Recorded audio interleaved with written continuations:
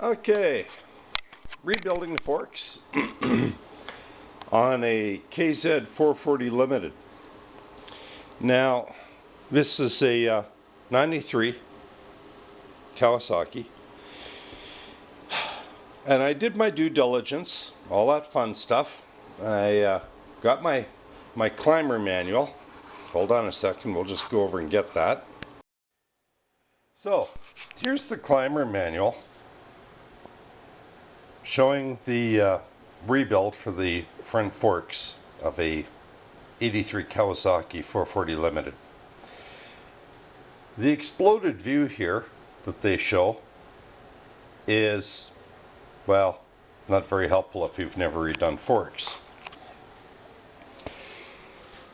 Little tidbits and fun things about these forks that the manual doesn't mention is these lovely little Allen key bolts that go in this end. Now, in order to get those out,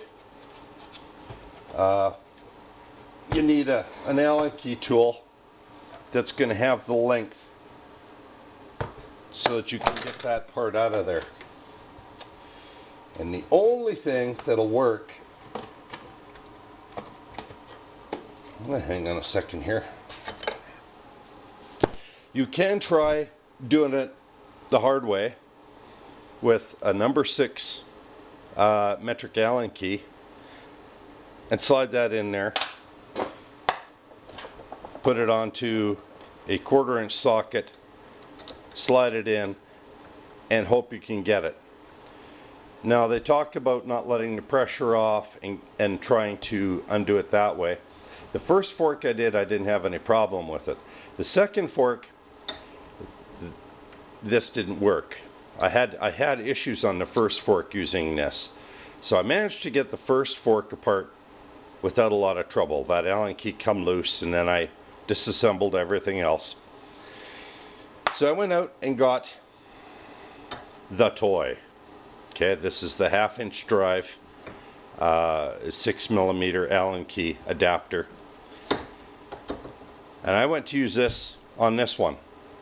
Well, there's a small problem with these Allen keys because it's holding this cone inside and then this slip tube in like so, and as you can see there's the threads in there for the Allen key. Because it's holding all of that, there's the oil and seal that's in there. Part of the problem I had was the Allen key buggered up. Well, what do you do when you bugger up the Allen key? Well, you curse and you swear for about 5 or 10 minutes. Then you grab a drill bit and your remover, and you very carefully drill down in the center of the Allen key, almost a good 1/2 inch or so, then blow it out, get all the bits and pieces out of there, take your remover, place it in there, drive the snot out of it so that it goes down into the Allen key, and then you can withdraw the Allen key. Just putting on a crescent wrench. So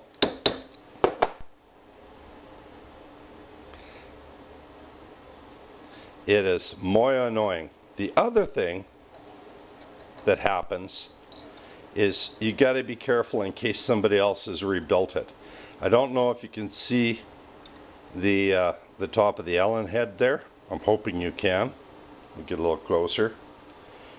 See how that's covered with crap? Somebody has turned around and slathered this in sealant. And of course, that made it really difficult to get this out. But once you take the Allen key out that way, it's pretty much done. You have to get a replacement. And if you look down there, down the bottom of the tube, you can see the little copper seal is still in there. So there's a little copper washer that goes on there to help seal. So that's the dilemmas I've been having.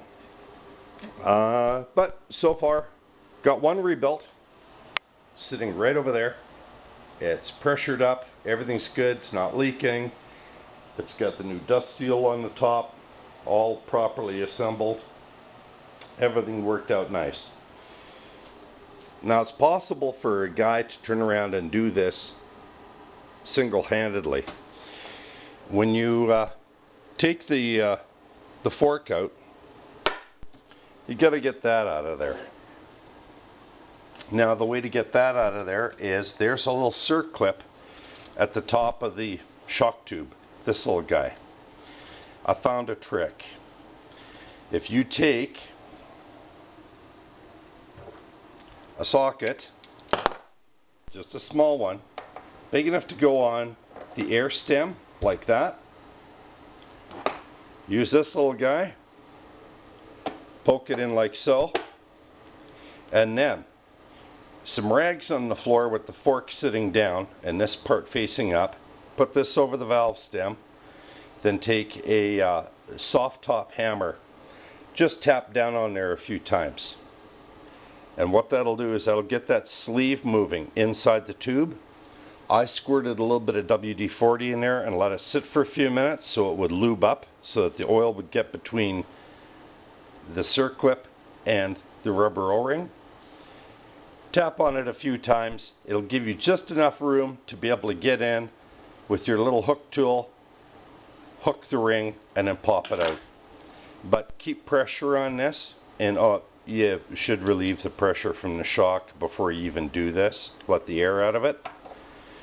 Then tapping on it, holding this down, you can turn around and get that little clip out. So it can be a one-person job.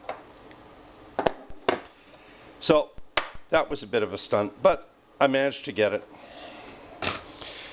Then once you get that out of there, then you can disassemble it, drain the oil. I don't know why the manuals don't tell you to undo this here little drain plug while you have the shock sitting right side up. Take the pressure off of it, take that plug out, come back, have the shock upright, undo that, and drain the oil out into a pail. See, worked really well, didn't make a big bloody mess. Once you get the oil drained out, you go to disassemble this whole gong show here. Once you dig out, now the factory sends it out with this as a dust seal. Okay, this is the original 83 seal from the top of this. Once you wedge that out, there'll be all sorts of crime and corruption in between that seal, the dust seal, and the actual oil seal inside. In between these two guys lives Mr. Spring Clip. So he's hiding in there like that. And of course, depending on how old the shock is, you get all sorts of rust and crap in there. So as soon as you manage to get this out, which is a stunt, which I'll show you another trick for. Once you get this out, clean all the crud out with your pick and a little bit more WD-40. Get in there with a wire brush, try and loosen it all. I got a little jug of Varsol over there by my stool. Rinse it out, blow it out with a little bit of air. Get in there with your ring pliers, grab that ring, squeeze her, work her out.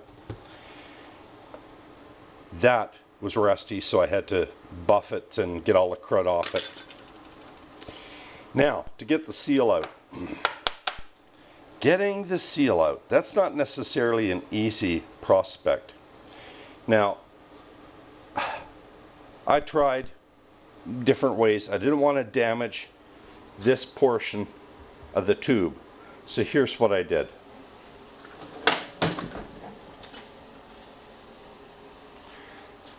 Rolling point pry bar, just a little guy. This is awesome. If you take a pair of vice grip pliers, grab it here, hook this inside the seal. So let me just rearrange this so that you can see.